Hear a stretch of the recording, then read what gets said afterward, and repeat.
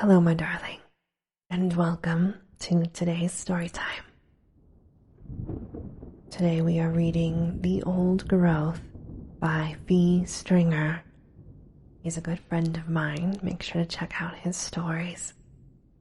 And now, on with our story time. The Old Growth by Phee. I was reluctant to go into the depth in finding out the details and horrible undercurrents that surrounded the events of my absence in the summer of last year. I sit in this well-furnished room with green tea still hot on the table next to me, and I admit that peeling back the layers of denial and self-distraction from the drugs and other unwholesome activities in the sexual realm have been much more painful and difficult than I had imagined. Remembering it is a far worse form of destruction than I could ever cause myself, than any of the needles in my veins, the prostitutes I have visited, or the other masochistic acts I have experienced in the autumn following that summer. It is true, I am no longer in a hospital of any kind. I am in an apartment that my father has furnished and pays for. He thinks I am clean now, but he is mistaken with the exception of the last week or so, in which I have only recollected myself long enough to communicate with you. And when I am done, I am almost certain that I will go back to the horrible behavior that caused you to go, and eventually had me end up in the institution. I am sure my father will catch wind of it, and I will once again be behind bars in a padded room again. I long for it in a way, the sweet chemical haze and the inability to remember, the feeling of some young thing's mouth, hands, and sex on me to keep the memory at bay. But you are my wife, Leah, and I know that it will not be for much longer. But I still need to tell you what kind of world our daughter may find herself in someday, and it may end up being sooner than I pray. I would love for her to grow up and make a life for herself, to fall in love, to have a family if she chooses, and perhaps feel that there is nothing at all wrong in the world besides the usual vitriol spewed about disease, war, and malign humanity we live in every day. That would be hard enough thing for someone to endure, but at least it would still be possible.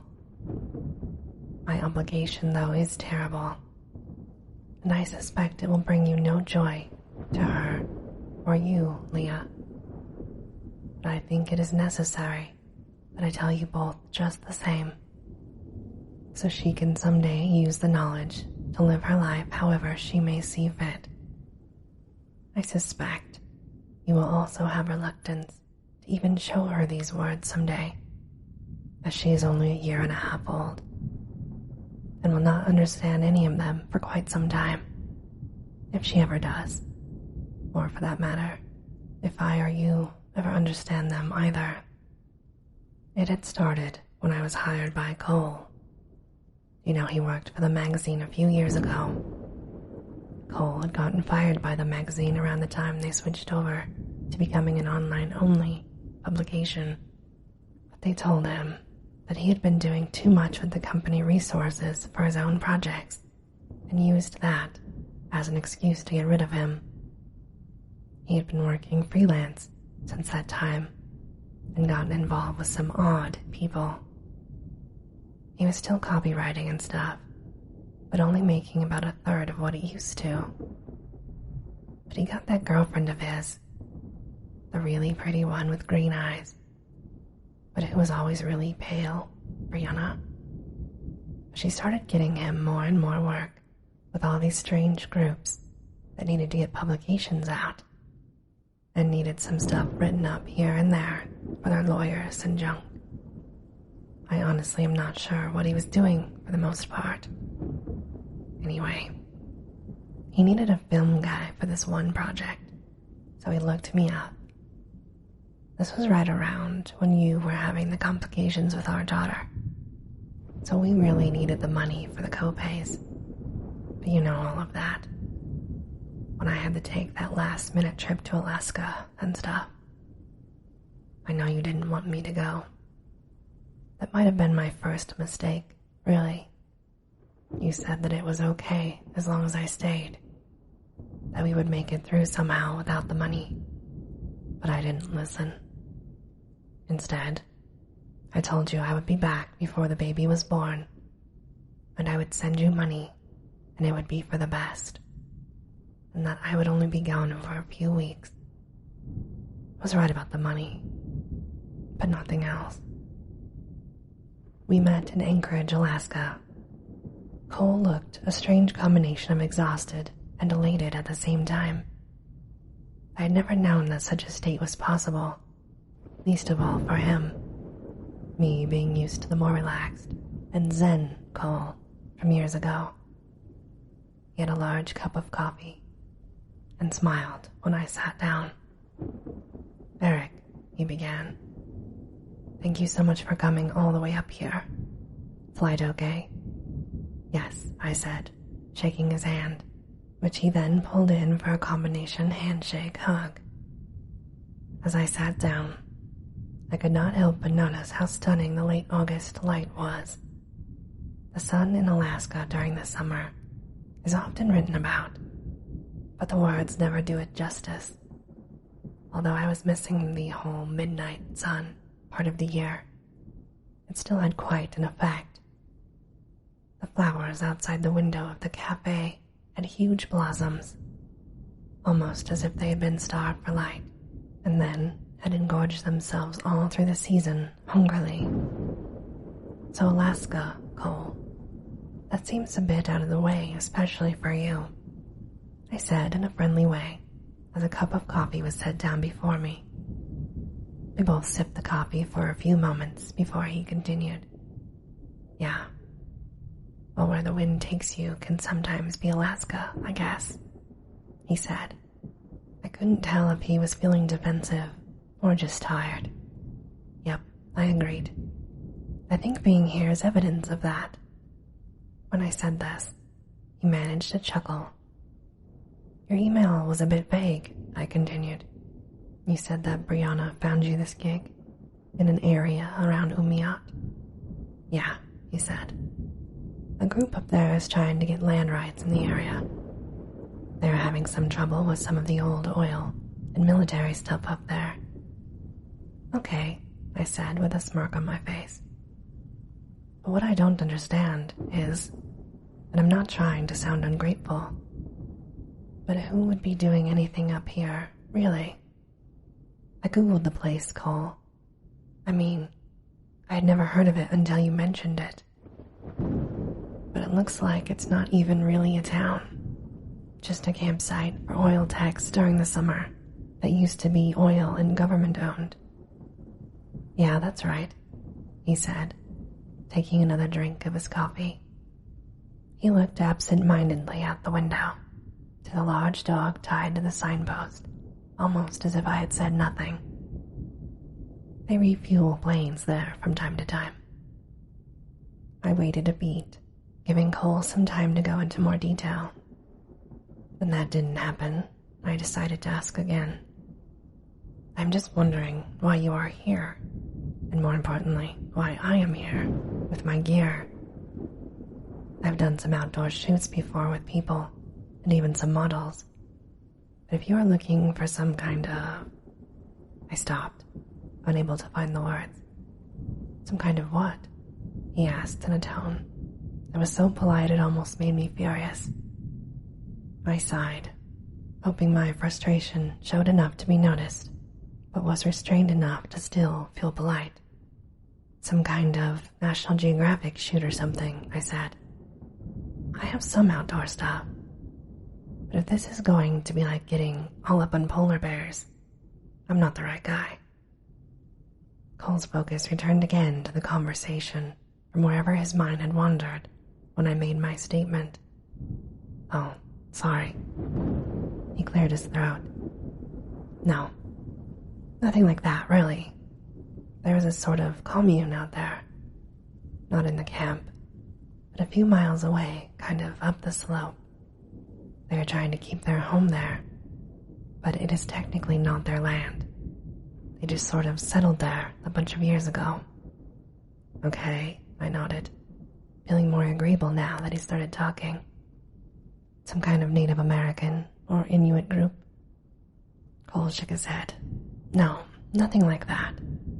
It's more like a group that gathered there to get away from it all for their own reasons. More like some hippie commune then, I asked. Cole thought about this for a moment and took another gulp of the coffee. Yeah, I guess so, he finally submitted. What have you been doing up here with them, Cole? I mean, a freelance copywriter is hardly in demand for most hippie communes, I would imagine. He giggled in agreement. Yeah, I guess so. He cleared his throat again, which brought my attention to the fact that he apparently had a cold or something of the like, which went a long way to explaining his absent-minded demeanor. See, the thing is, this group probably doesn't have a snowball's chance in hell of staying where they're at. I know that, and so does Brianna. But they have a bit of money from one of their folks who inherited some family estate. And they want to make one last-ditch effort to look legit and try to stay. They hired me a few months ago. So, I've been writing some of their documentation with a lawyer here in Anchorage, trying to get them some traction. It was a strange job that he was talking about. So strange that if it had come from anyone else, I would not have believed it. But Brianna had really gotten him into some really odd stuff since they knew each other, and this would go kind of in line with it. I remember at one point, she had him on some kind of oil platform in the South Pacific where they had made a geological discovery that they wanted him to write about. A light bulb went off in my head that there was a common thread with her. Oil, money, and all of a sudden, these little jaunts to remote locations on the globe fell into the category of economic instead of just plain odd. Maybe she was some kind of activist against the industry. Who knows? But the down-to-earth thought of either greed or fighting greed brought the whole concept back into familiar territory in regards to what might be driving Cole. She must be a great lay, I felt like saying, but thought better of it before I spoke. Where do I come in? I asked, keeping it business.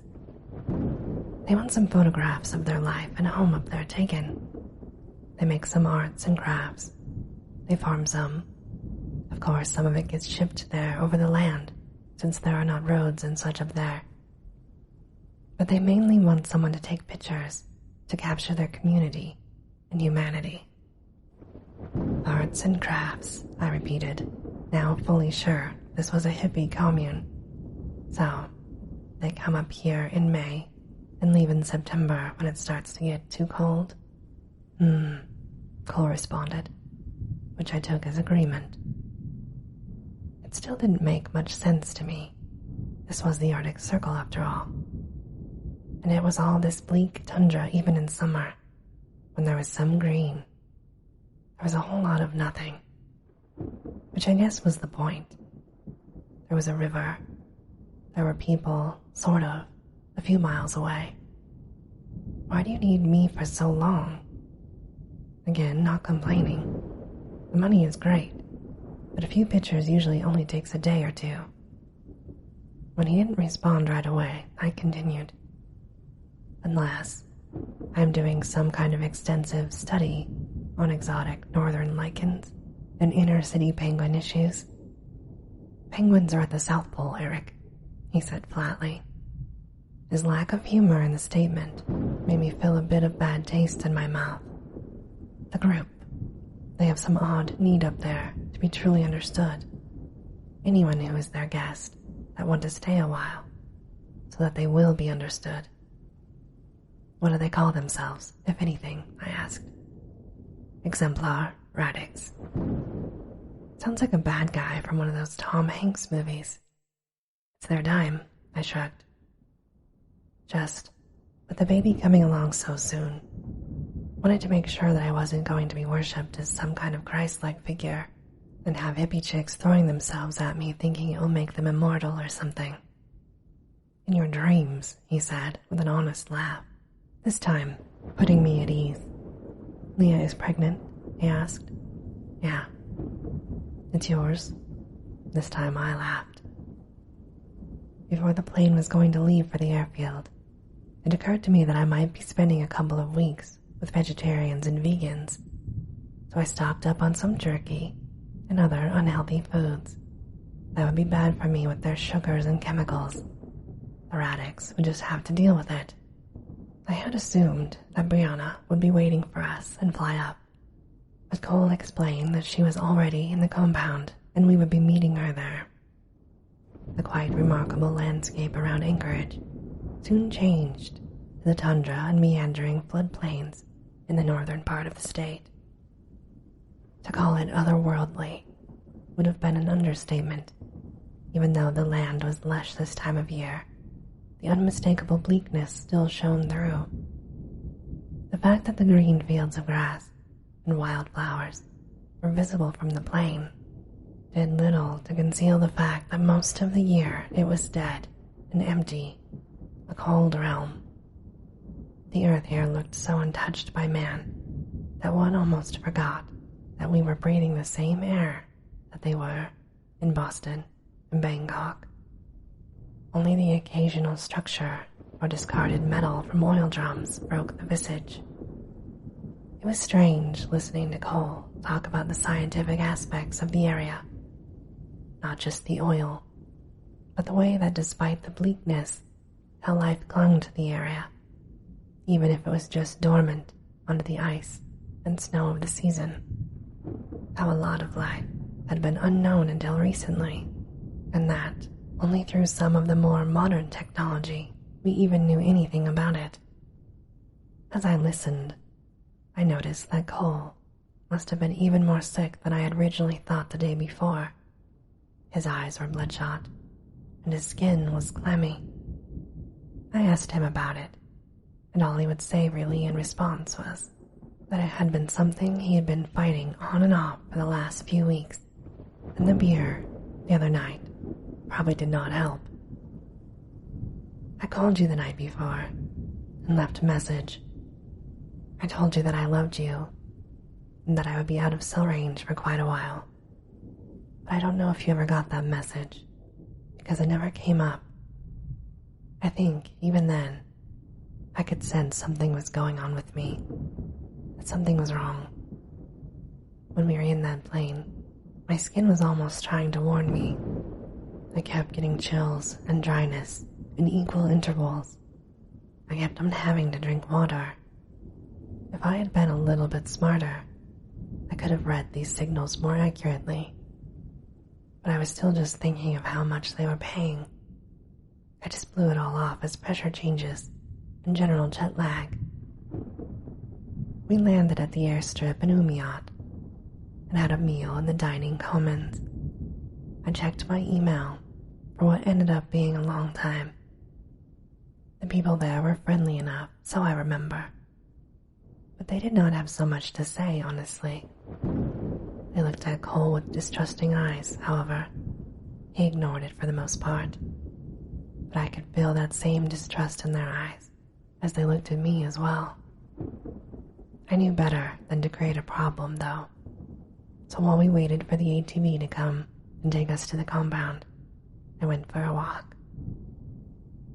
It was windy, and the grass around the river swayed in it soothingly.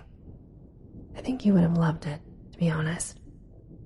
There were insects buzzing when the wind died down. The sun hit the clouds that made me feel very peaceful.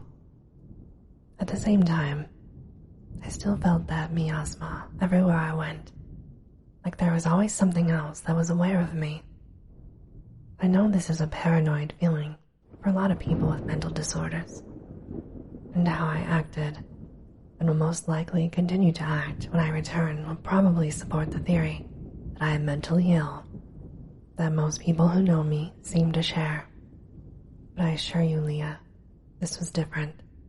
It was more than my head. I saw the vehicle come from over the slope. It was an impressive thing with treads and looked like it could handle almost all the elements, including snow, without a problem. The driver was a girl in her teens. She looked pretty tough. Unfortunately, she also had the same bug going around that Cole had. She never took off her sunglasses, but the skin on her face and hands had that same oily quality. Although being ill did not slow her down at all, she was handling the illness with much more chutzpah than Cole. She was friendly and did not talk much on our way, but hummed gently most of the way, while we crossed the bizarre landscape of gray rocks combined with dirt and green plant life. By the time we reached the compound, it was twilight, and there was a chill in the air, which I am told was normal due to the temperature extremes in the Arctic Circle. I got out and stretched my legs and finished the bottle of water, panicking for a moment when I realized I had no idea how this group handled their trash. But I saw there were other empty bottles in the vehicle, so I just tossed it in with the rest when no one was looking. I unloaded my bag and tripod and looked around a bit. The compound really was more a series of 2 steel barn buildings and about 3 trailers, which I imagined had been a pain to get to the spot without normal roads. There were also a few other shacks, one of which I assumed was the outhouse, others were supplies. There were a few garden areas, but very little was growing within them, which I found odd. A generator was running outside one of the larger buildings, supplying some dim lights. There were quite a few campfires as well. All in all, I suspect that about 40 people lived here. Cole had walked away, so had the driver, which left me standing in the fading light for a couple of awkward minutes before someone came out to meet with me. The man was older and walked with confidence as he approached. I dropped one of my bags to shake his hand. "I am Raphael," he said. "It is a pleasure to meet you, Eric."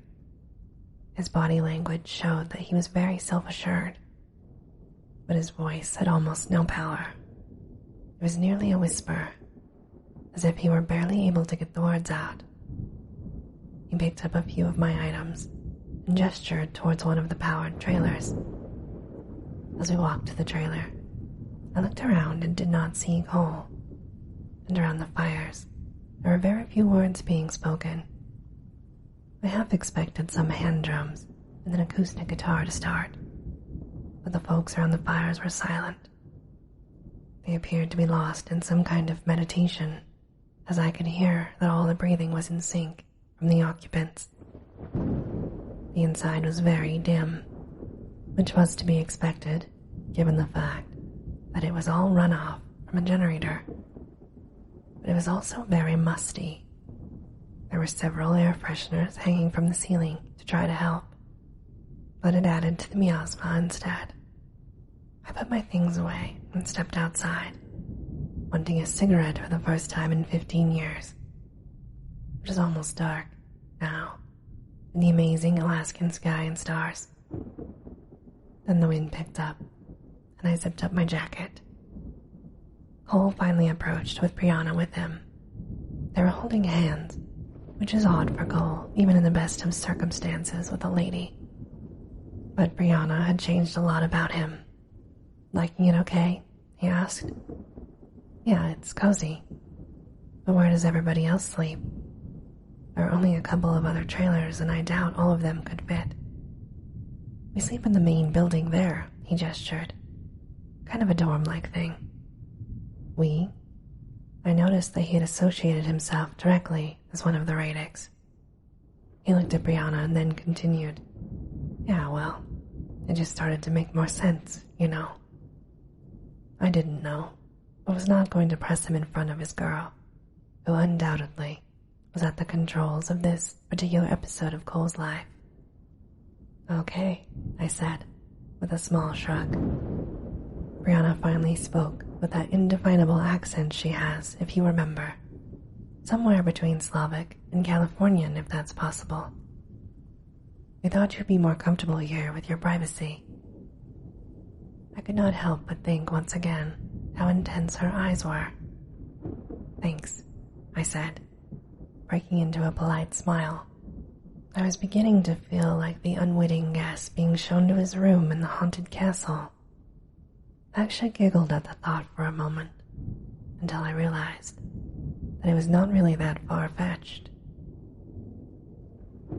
As you read this, I am sure you are wondering how I could have been so foolish, so apathetic to the situation that I was placing myself in. But whether I was aware of my own folly or not, at the time, this knowledge would have changed very little. The events that were happening and continuing to happen, I was little more than an observer. I really wish that my ignorance could have survived this, but sadly all I can do is try to lessen the pain that I have for knowing what I know. I cannot end my own life, because I created another life with you, and she might be able to somehow continue, or at least be aware. Also, suicide is not in my nature in the least, despite the knowledge I have. But I should continue, as I am making even less sense now that I have sidetracked by my own apology and selfishness yet again. I took few pictures the first few days. It was some of the people posing with smiles. Some were working on the upkeep of the structures, occasional supply runs where I rode along. You probably got an email or two from Umiat. The pictures were kind of boring, actually. It almost looked like some corporate brochure or stock photos. I sent you the first payment I had earned after about a week of doing it. The people there were not hippies, actually.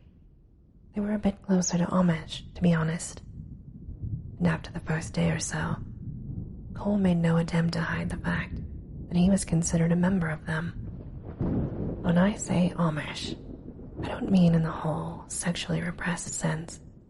I mean these Radix folks were definitely active in the sack, but more in the strict workday and handyman sense.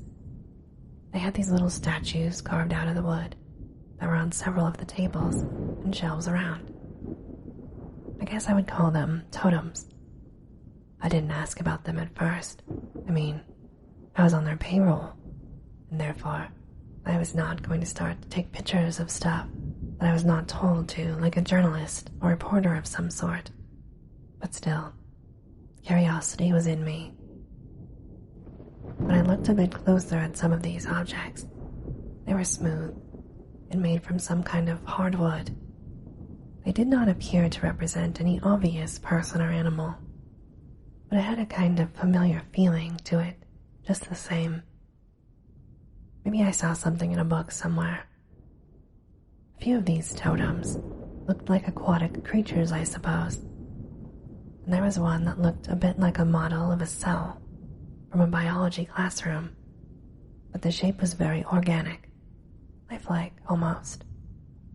I swear at one point, one changed locations without me looking to another part of the table, but I dismissed this because that would be impossible. There was a mealtime where they mainly ate vegetables and some kind of tofu, and you know me and tofu. I was going to have to be a bit more starving before I ate any of that stuff. I ate some of the veggies, but I had brought enough junk food for a while so that I would not have to submit to eating tofu for another week, at least. I was sleeping a lot more than I normally would. I realized that after a few weeks. I didn't have a working clock anymore. My phone was off, but the sun was always higher in the sky when I got up, and not just the seasonal change. By my estimation, I was sleeping about 14 or 15 hours a day. Messed up my dreams too, although I can't remember them much, other than the fact that I hated them. I noticed that whatever thing had been affecting Cole when a teenager was affecting almost everyone in the place, at least to some degree or another. I wondered if I walked into some kind of leper colony. But a lot of the people did not even seem to notice that they were looking different. The only thing that I could find that was completely and undeniably in common was that whole weekend voice thing. People talked, but it was always so quiet. It felt less like a haunted castle, more like a monastery, come to think of it. I woke up one night after a nightmare that I couldn't remember. My mouth was dry, and I was feeling that strange, both freezing and burning thing on my body at the same time. I had left my bottled water in one of the common areas, and I stumbled out of my trailer. When I stepped outside, it was like the weather could not figure out what it was doing. The wind was gusting, but then would go silent. I could hear insects, and then it would just stop. The sky was filled with stars one moment, and just a dark mass of clouds the next. It was confusing, and I wondered if I was tripping or something. When I made it into the building to find my pack, I could not help but notice that almost, if not all of these totem things were on one long table together. Everyone here had turned them in at the end of the night, like punch cards after the end of a factory shift. I found my backpack and started to head back to my trailer. I can't remember if I ever felt so tired in my life, but I was also worried about how I was feeling. So I remembered that there were beds and curtains in the other building. That was where Cole and Brianna slept. I made my way to the next building, tripping over some pots and buckets, cursing as I fell to the cold ground.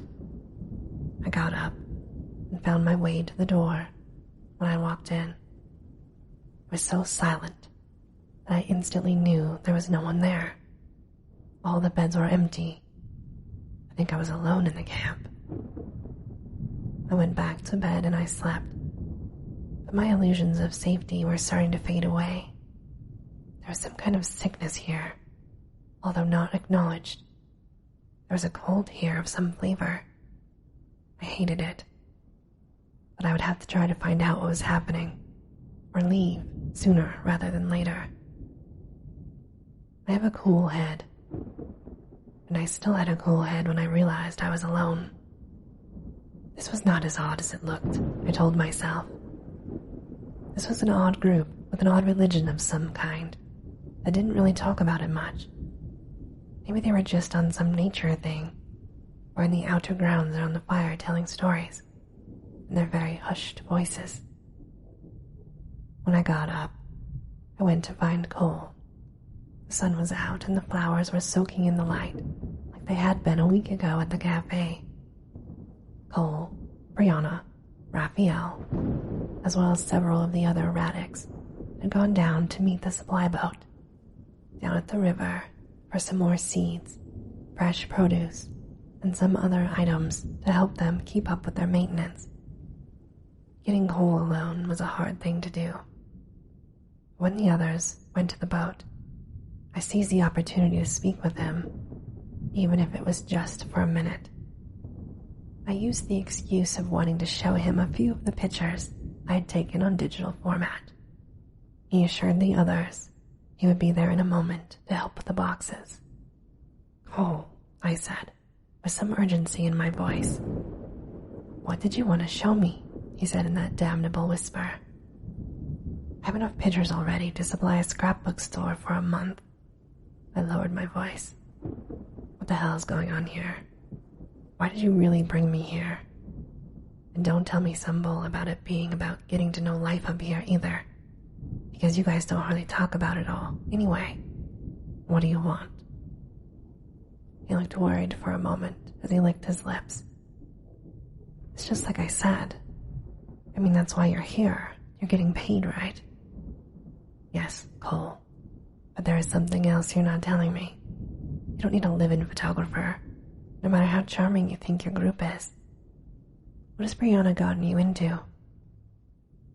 He started to space out again, and I almost felt like slapping him, but then he started to speak so quietly I had to lean in to hear him. I thought you might be able to help us. Help her. I heard sadness in that quiet voice. With what? What is going on here? When he didn't answer right away, I asked again. Is it what is making people sick? Sick? He spoke with honest confusion. Yeah. You guys getting all clammy, pale, losing your voices, that kind of thing. Oh, he said, looking down at his hands. Yeah, that's... not really. I interrupted, trying to keep track of where the others were. I'm not sure what this group or cult is into, but... This time, he interrupted as he put a hand on my shoulder. It's too late, Eric. The defeat in his voice was so strong, I could almost taste it. I love her so much. I just wanted to get her away from it. She was always so sure of herself. But there was this thing in her heart from her past, and I wanted to help her face it here. When were you going to tell me this? I asked, with concern. Back at the cafe. I would have been far enough away from them so they didn't know what I was doing. But then you mentioned Leah and a baby being born into this. And I just thought you could do the job I told you about originally and go home with some money. Born into this? I said, with some frustration building. I don't know what this is, but you can rest assured my kid won't come anywhere near this cult, or Brianna, or anything. It doesn't matter anymore. He was now a mixture of several different raw emotions. She isn't going to leave, and I can't either, and it wouldn't make a difference if I did. Cole had given in to despair, and that was where he was speaking from now. He had convinced himself that there was no way out of the Radix. That's crap and you know it, I said, with some force behind it, hoping that my anger might bring sense to him. Look, I don't know what they have you doing here. We can just get on the next boat and leave. He looked at me for a long time then, thinking hard. I knew we did not have much time to talk, but I wanted him to think. You haven't been eating the food, have you? He said finally, as if coming to a realization. The subject change surprised me. What does that have to do with anything? I've never seen you eat the meat, he stated. That tofu crap? No, not really. I ran out of my crap yesterday, so I had some, but that's it. Then it hit me like a landslide. The food. That's what's making you sick and stuff. And hippie whatever it is. That. Yes, he cut me off. But it's not sickness like you know it. It's more than that, Eric. Look, it's not tofu, it's some form of fungus. It's the old growth. And it? We both saw Raphael coming with the followers and boxes. He quickly said, It's what keeps us here. But you've only had some.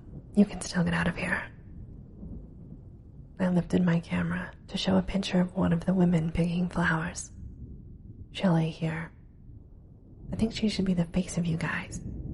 She looks pretty and also kind of vulnerable, which is what you guys want, right? Cole nodded and turned to the others. They did not speak, but he went and grabbed boxes off the boat, slipping back into his own routine again. Need any help with that? I asked, probably with too much cheer in my voice. No, said Raphael.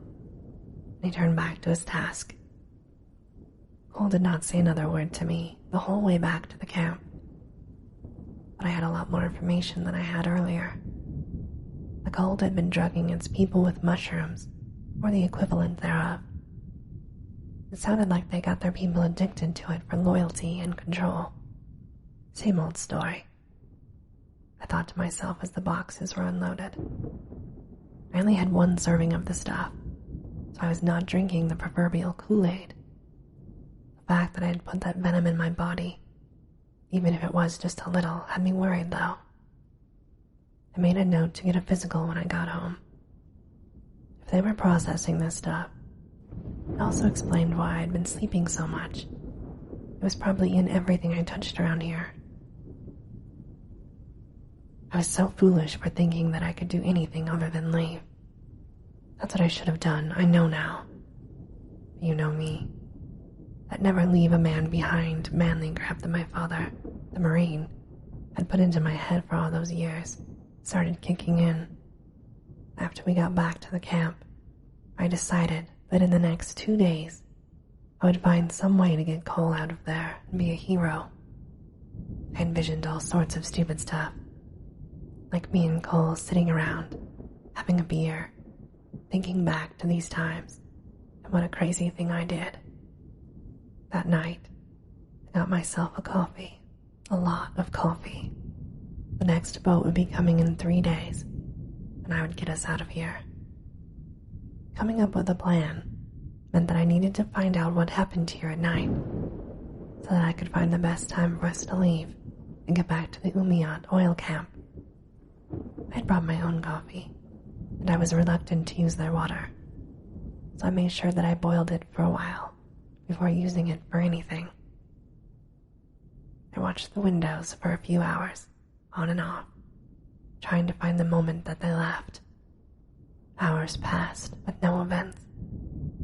Some of them occasionally stopped by the fires, a few of them munching on that fungus yuck, but nothing to indicate an exodus. This group, or whoever they were or what they wanted, was not very missionary at all. They weren't knocking on doors, trying to get people to worship the almighty Mushroom Christ.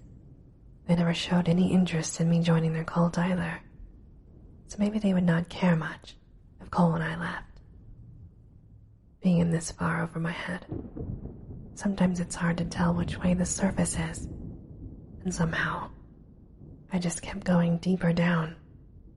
I finally saw them walking into the building where the totems had been left before, probably their pre-prayer meeting. Cole and Brianna were among them. I dodged a flashlight beam that was aimed at my window, probably checking to see if I was awake or not. I returned to the window, but no longer saw any of the Radix. They were most likely in the building so far as I could tell. I threw on my coat and crept out of the door. I brought my small camera with me, just in case the authorities would want to see anything at some point that might explain the events here. It was just above freezing when I walked out, and my body did not like the cold night air as my muscles tensed up as soon as I emerged. I'm sure the stress did not help my body relax either. My eyes were adjusting to the dark. I had not seen any wildlife since I had been here, but I was still nervous as to what I might find, or what might find me, for that matter. I saw the Radix exit the building in single file. Only the person at the head of the line had a flashlight. The rest were simply following him. They were so quiet, and the train was so bad that I was having trouble keeping up with the line while staying out of sight. They must have walked this path or course often, as they had no trouble at all in their journey. It was as if the line of them were a snake, moving deceptively fast as it slithered on the ground. My anxiety rose even more as I realized that they were getting too far ahead of me, that I would lose sight of them soon. It had been about an hour since we left the compound. It was overcast, so there was not much natural light at all, especially where I found myself. I decided that in a worst-case scenario, I would simply wait until they started their trek back, and I would have to follow them again. They had disappeared over the ridge, and by the time I reached the summit myself, I could no longer see them at all. I resigned myself to sit and wait in the cold, arid night, feeling a bit more sorry for myself. Despite the rationing I had been putting myself on, I grabbed a granola bar from my pack and decided to enjoy it while sitting on the most comfortable rock I could find within 6 feet of me.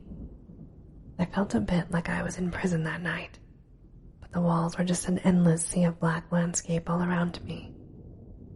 I was amazed at how quickly my mind started playing tricks on me. I kept thinking I heard sounds in the wind that were sometimes human, sometimes certainly not human.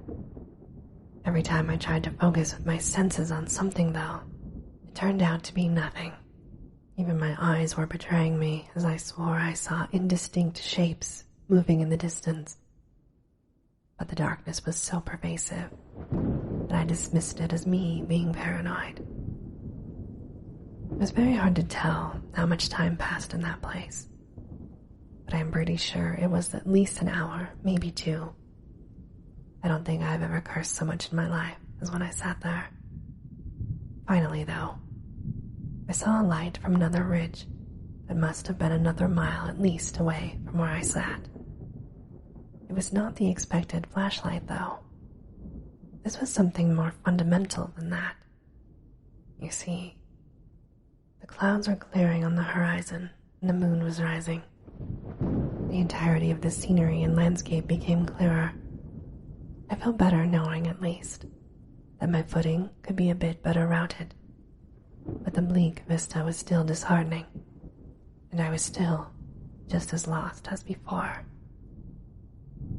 Before I made to sit down again, I heard a sound cut through the air from the horizon that moon was rising from. It sounded almost like something between the sound of a flute and an animal howl. I squinted and saw the human shapes of them on the move. I remembered my camera had zooming capability and pulled it from my back to get a better view. I saw them as they danced in the moonlight, but so far away that I could have imagined it to be dancing. I could not even tell through the lens what was happening with any clarity. Silhouettes in rhythmic motion. Some of them were far too large to be human, but I reminded myself I was staring through a digital medium in low light, and that could make things look very different, especially at a distance such as the one I had before me. Some of the light, I could tell, was not just the moon. They must have lit fires or provided some other form of luminescence from the location of this rite or ritual being performed. I could have sworn that there were other structures there as well that had not been there at first. Building and obelisks were clearly there now, and of course had always been there. But the shifting conditions must have made them invisible until this moment. Perhaps it was another camp that they had walked into or some Inuit shrine. My heart beat in my chest with the wonderment of what I was seeing. I was amazed at my own naivete of what was happening, to the point where I actually got mad. How could I have gotten myself stranded in some place that was even more remote in the middle of nowhere, watching my acquaintance and his girlfriend's cult of freaks doing some kind of pagan ceremony, while I simply froze and watched? This was not me. This was someone else, I told myself. There was another howl of music from the location, and almost as if on cue with the clouds, covered the moon again like a curtain call for the sky. My sense of isolation increased exponentially as the darkness wrapped around me again. I'm not ashamed to admit that I felt like crying at that moment. My pity party had increased in strength to a pity festival. I kept looking for the light of whomever would be leading the group back from the expedition, all the while running all of the terrible scenarios in my head about being lost out here.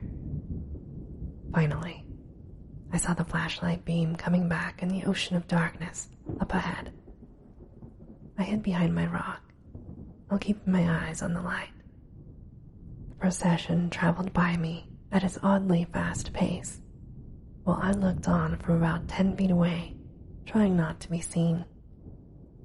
I heard no footfalls as they went by me. It gave me the odd impression that they were actually floating by. They moved over the terrain with such ease. I followed them back closer than I had when they left, now with slightly more confidence in my footing. They filed back into the building, and I quickly made my way back to my trailer. Exhaustion finally defeated my bewilderment, and I fell into a mercifully dreamless sleep. By the time I woke up, it was mid-afternoon, and I still felt tired. Business as usual was moving around the camp. I wanted to find Cole and talk to him again, but I was pretty sure that was not going to happen. I saw him with Brianna, and he had that distance in his eyes. It made me want to rescue him all the more. This drug, or fungus, that they had been taking, it was like some kind of depressant that made them listless and compliant. Even though I knew that they left in the night for their gala, I still felt completely ignorant as to what was happening. I will never understand my ability, as well, as many other men tried to cover up their stupidity with more of it in guise of courage. I looked at the landscape around and thought back to the map I looked at before leaving on this insane enterprise. I figured out where geographically they had gone, more or less, and where I had waited that night. I decided to meet them halfway and follow them to the site. I wanted to be close enough to get pictures and evidence this time. I may be a fool, but I also wanted to be safe. I grabbed some of the gasoline from the backup generator storage and filled 4 glass bottles along with some cloth. I also took a small pry bar in case I needed to bash my way out. I also thought of Hansel and Gretel and brought a box of colored thumbtacks to leave myself a trail of proverbial breadcrumbs. I was out of my own food, so I got myself a bushel of carrots and as many other non-tofu fungus items as I could. I was aware that some of this fungus probably was still in the food, but I only had to last 2 more nights before the boat would arrive, and Cole and I would be out of this place and on our way back to the oil camp in Umiat, where we could fly back to Anchorage and then home. We could then go to the doctors and fix whatever happened to him and whatever had started to happen to me. I would leave before any of them did, pretty much as soon as it got dark. Despite my plan, I still tried to get a moment with Cole. I was successful for a minute, only when Brianna was in the outhouse and he stood waiting next to one in the garden areas. There were still others around, but not within earshot as far as I could tell. Cole, we are leaving day after tomorrow. He looked at me and smiled in a way I never wanted to see again. There was a placid numbness in the smile, but also foreboding knowledge somewhere in the eyes. We are leaving the day after tomorrow, he repeated slowly, still with that expression on his face. I did not have time for this drug haze and ball.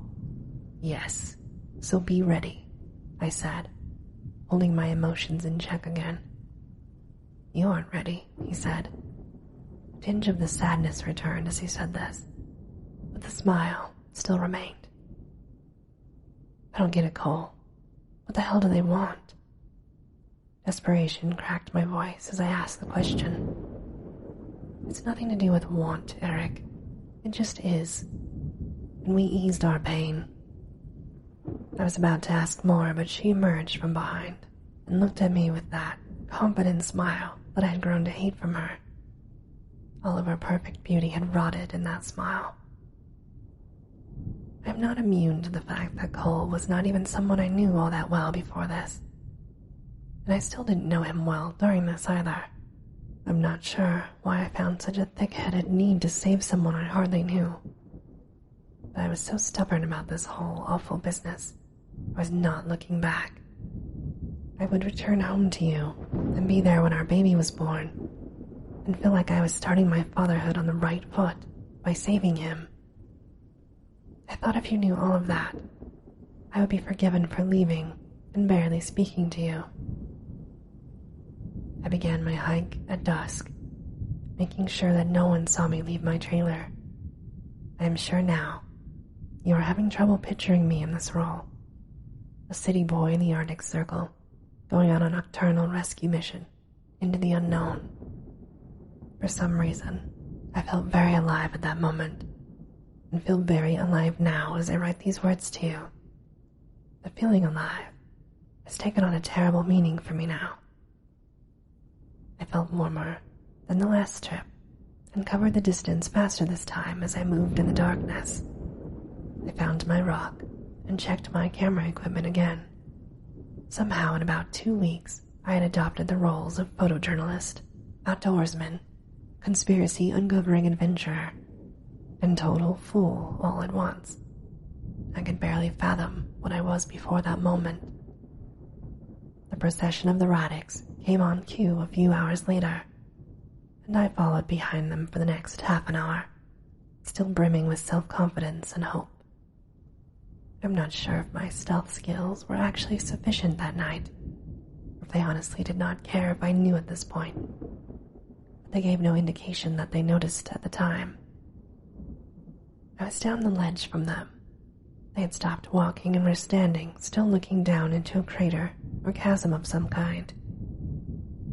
They stood about 20 feet apart from one another, forming almost a half circle around the chasm, which must have had a circumference of around 2,000 feet altogether. Light was coming from down below and making them once again into silhouettes.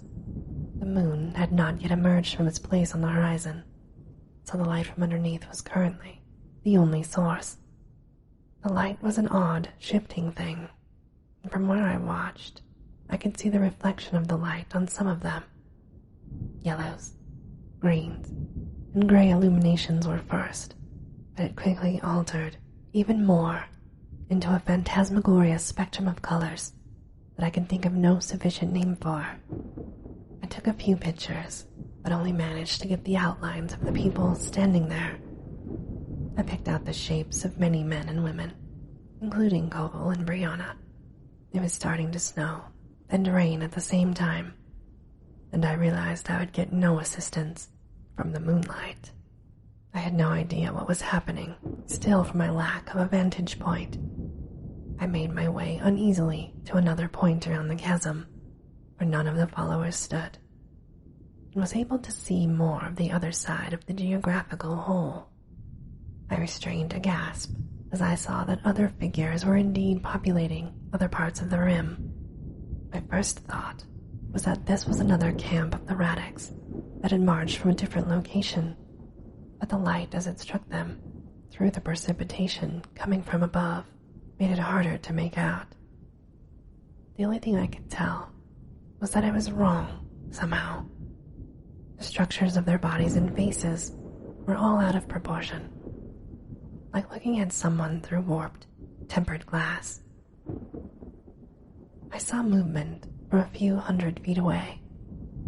One of the new participants was joining the others, but he was crawling from below, from within the chasm. I wanted to vomit from witnessing the strangeness. The emotion of fear was making my stomach churn.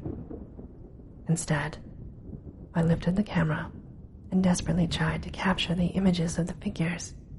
The camera lens provided me with some comfort, although I was aware of how false this comfort was.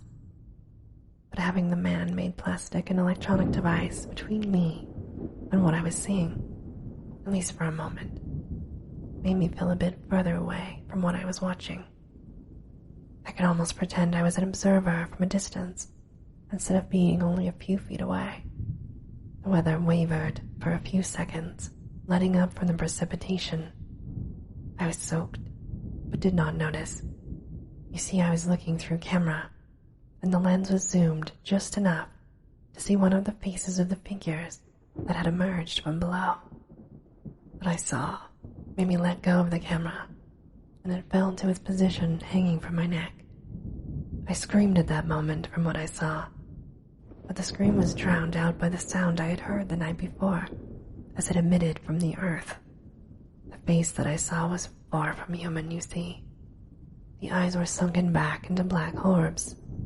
The skin where the mouth should be, a random porous thing dotted with dark holes, and continued to inhabit the neck and chest. The thing had a tattered shirt on, but I assumed that more deformities continued down its body. I looked again and realized that all these creatures from below had a full assortment of mutations and distortions in their bodies. Shaking, I lifted the camera and tried my best to capture more images.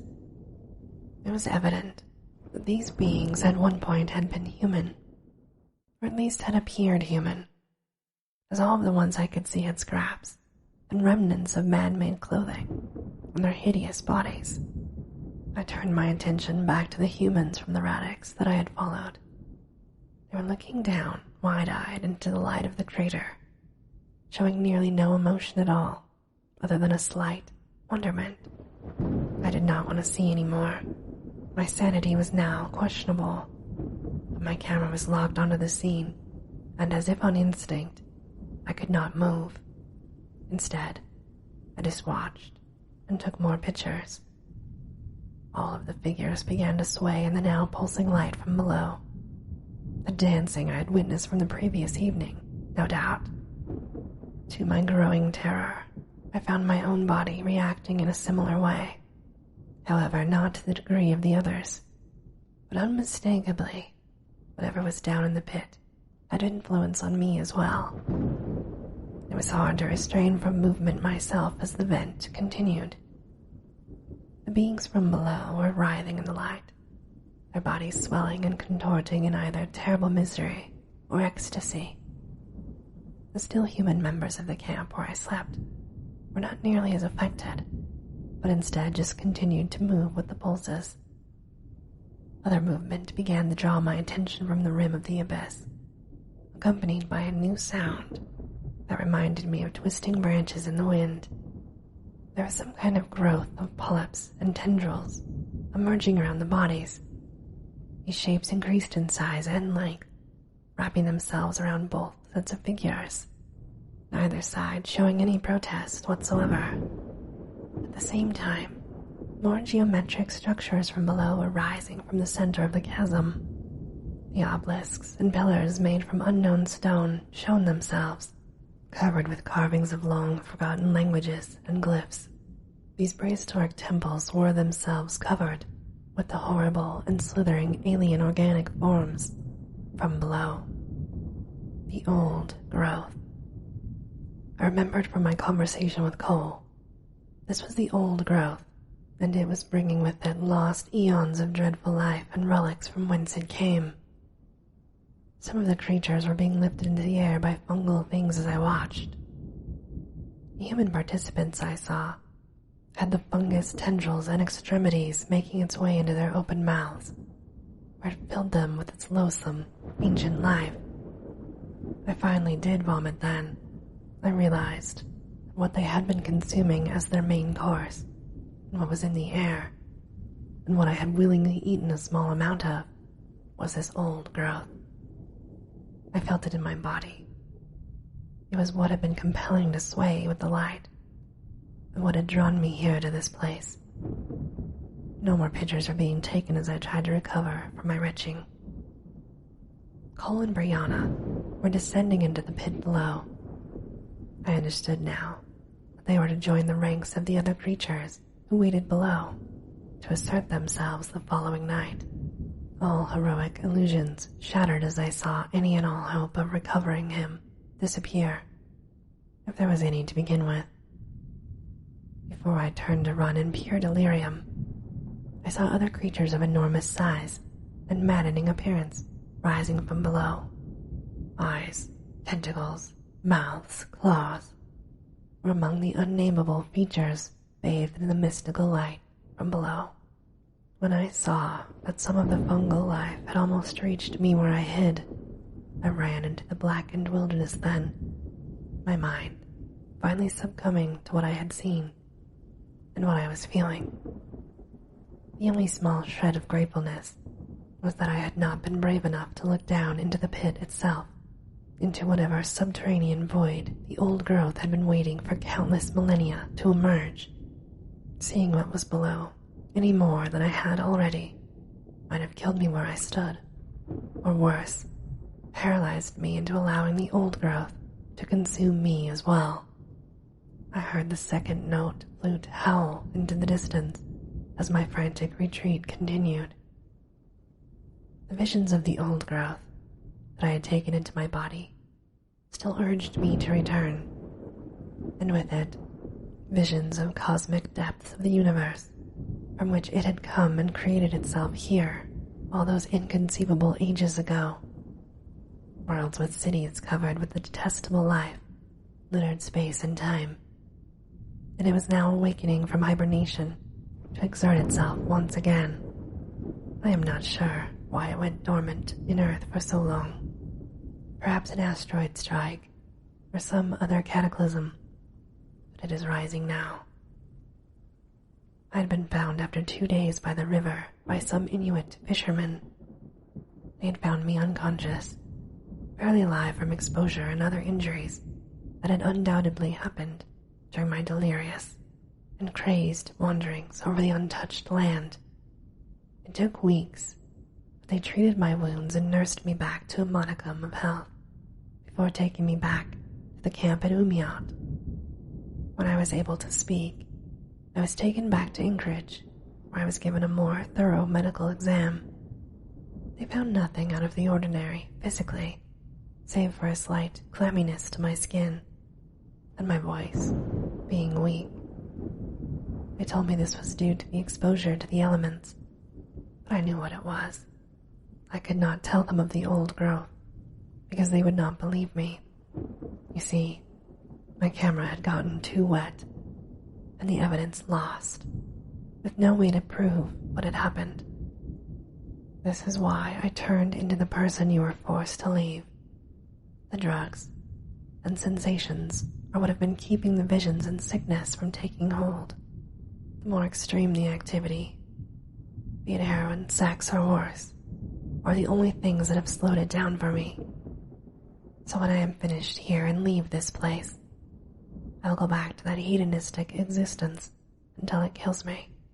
I will come out of rehabilitation with the appearance of being healed, and then dive back in. There are stories on the internet of these features in the land, opening in remote places. Mysterious disappearances, strange religious sects forming on all the continents of the earth. Several of the older artifacts that hinted at the horrid past on this planet, waiting to return, are starting to make more sense to the world's archaeologists.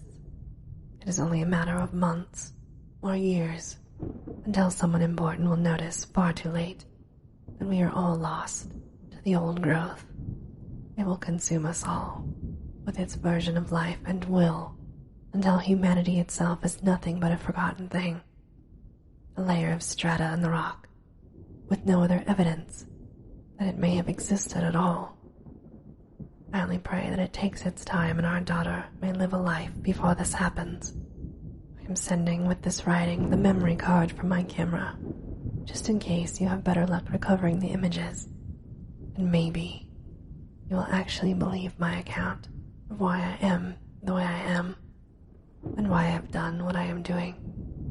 I will only be able to hold the urges of the old growth for so long before I disappear as well. And this, my darling, ends our story time for today. Again, make sure you check out Phee Stringer and his works. The link is in the description. As always, I hope that you have very sweet and creepy dreams. Good night.